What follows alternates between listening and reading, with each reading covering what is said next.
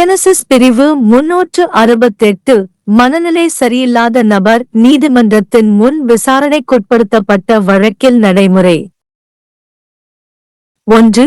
Magistrate அல்லது sessions நீதிமன்றத்திற்கு முன்பாக யாரேனும் ஒரு நபரின் விசாரணையின் போது அந்த நபர் மனநிலை சரியில்லாதவராகவும் அதனால் அவரது வாதத்தை முன்வைக்க இயலாதவராகவும் இருப்பதாக மாஜிஸ்திரேட் அல்லது நீதிமன்றத்திற்கு தோன்றினால் மாஜிஸ்திரேட் அல்லது நீதிமன்றம் முதல் நிகழ்வில் இத்தகைய மனநலமின்மை மற்றும் இயலாமையின் உண்மையை முயற்சி செய்து மாஜிஸ்திரேட் அல்லது நீதிமன்றம் அவருக்கு முன் சமர்ப்பிக்கப்படும் மருத்துவம் மற்றும் பிற சான்றுகளை பரிசீலித்த பிறகு உண்மை திருப்தி அடைந்தால் அவர் அல்லது அது அதற்கான கண்டுபிடிப்பை பதிவு செய்ய வேண்டும்.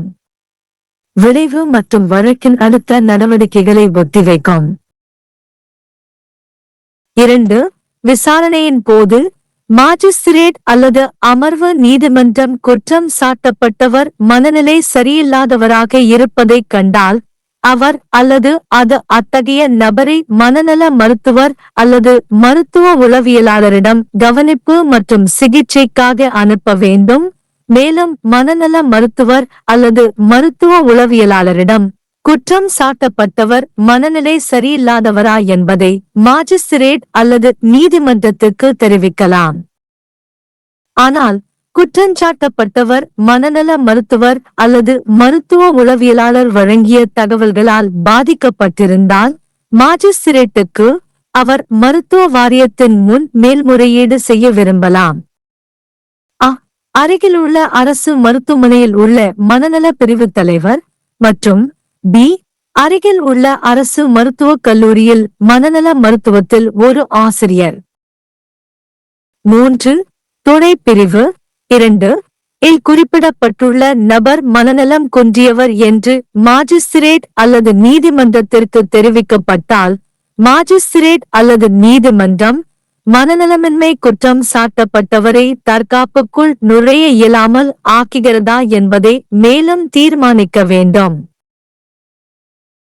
குற்றம் சாட்டப்பட்டவர் மிகவும் திறமையற்றவராக காணப்பட்டால் மாஜிஸ்திரேட் அல்லது நீதிமன்றம் அதற்கான கண்டுபிடிப்பை பதிவு செய்து வழக்கு தொடுத்த சாட்சியங்களின் பதிவை ஆய்வு செய்து குற்றம் சாட்டப்பட்டவரின் வழக்கறிஞரை கேட்டபின் குற்றம் சாட்டப்பட்டவரை விசாரிக்காமல் மாஜிஸ்திரேட் அல்லது நீதிமன்றம் கண்டறிந்தால் குற்றம் சாட்டப்பட்டவருக்கு எதிராக முதன்மையான வழக்கு எதுவும் செய்யப்படவில்லை, அவர் அல்லது அது விசாரணையை ஒத்திவைப்பதற்கு பதிலாக குற்றம் சாட்டப்பட்டவரை விடுதலை செய்து பிரிவு 36(9) இன் கீழ் வழங்கப்பட்ட முறையில் அவரை கையாள வேண்டும்.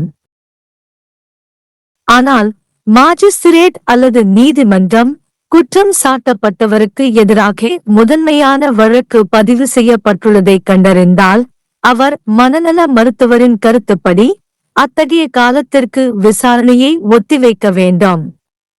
மருத்துவ உளவியலாளர் குற்றம் சாட்டப்பட்டவரின் சிகிச்சைக்கு தேவை. 4.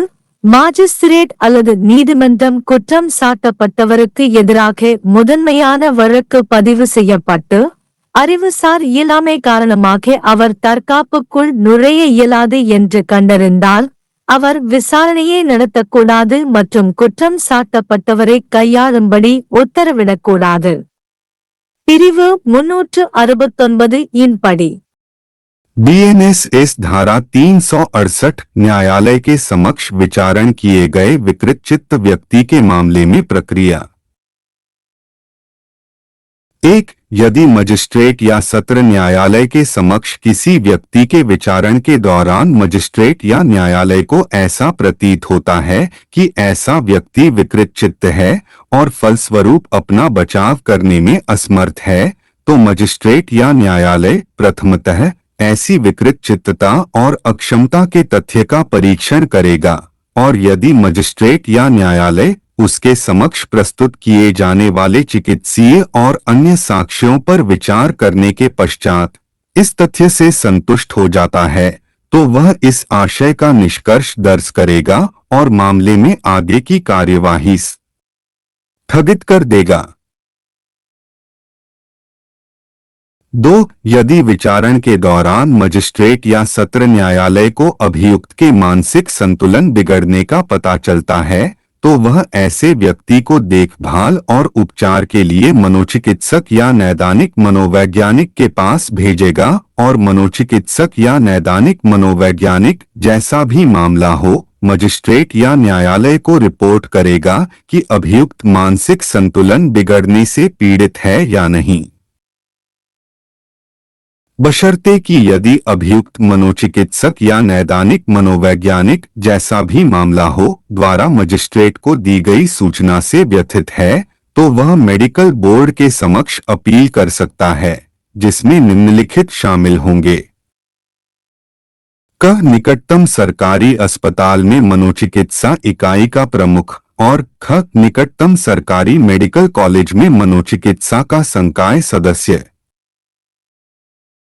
3. यदि मजिस्ट्रेट या न्यायालय को सूचित किया जाता है कि उपधारा 2 में निर्दिष्ट व्यक्ति विकृत चित्त व्यक्ति है तो मजिस्ट्रेट या न्यायालय आगे यह निर्धारित करेगा कि क्या विकृत चित्तता के कारण अभियुक्त बचाव में प्रवेश करने में असमर्थ है और यदि अभियुक्त ऐसा अक्षम पाया जाता है तो मजिस्ट्रेट या न्यायालय इस आशय का निष्कर्ष दर्ज करेगा और अभियोजन पक्ष द्वारा प्रस्तुत साक्ष्य के अभिलेख की जांच करेगा और अभियुक्त के अधिवक्ता को सुनने के पश्चात किंतु अभियुक्त से प्रश्न किए बिना यदि मजिस्ट्रेट या न्यायालय पाता है कि अभियुक्त के विरुद्ध कोई प्रथम दृष्टया मामला नहीं बनता है तो वह मुकदमे को स्थगित करने के बजाय अभियुक्त को बरी कर देगा और उसके साथ धारा 369 के अधीन दिए गए तरीके से व्यवहार करेगा,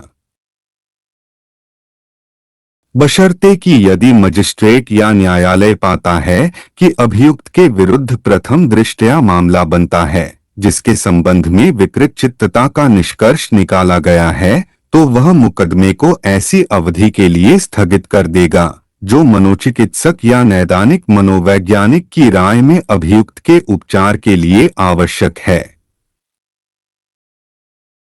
4. यदि मजिस्ट्रेट या न्यायालय पाता है कि अभियुक्त के विरुद्ध प्रथम दृष्टया मामला बनता है और वह बौद्धिक अक्षमता के कारण बचाव में असमर्थ है तो वह मुकदमा नहीं चलाएगा और अभियुक्त के विरुद्ध धारा 369 के अनुसार कार्रवाई करने का आदेश देगा।